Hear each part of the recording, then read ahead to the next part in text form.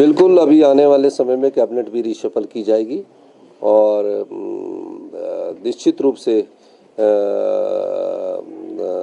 हम आगे आने वाले वक्त में कई प्रकार के योजनाओं को लेकर भी आएंगे।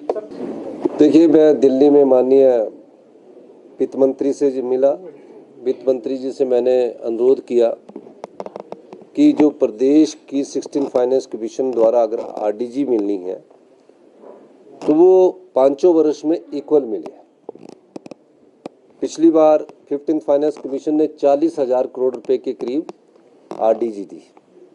जब उन्होंने 40,000 करोड़ के करीब आरडीजी दी तो 20-21 में जब जयराम ठाकुर जी की सरकार थी तो 11,000 के करीब आरडीजी मिली।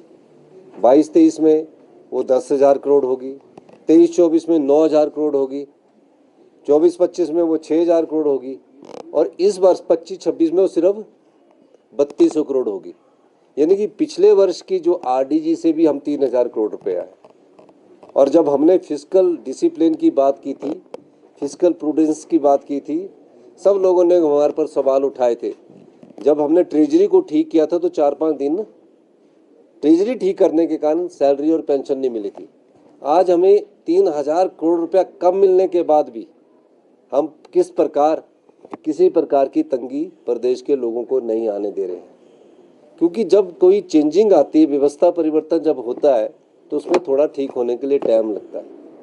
तो मेरा ये मानना था कि मैंने उनसे बात की कि वो टेपरिंग ना हो। टेपरिंग का मतलब है कि एक वर्ष ज़्यादा मिल गई, फिर दूसरे वर्ष कम होगी, फिर तीसरे वर्ष कम होगी और चौथे वर्ष और कम होगी।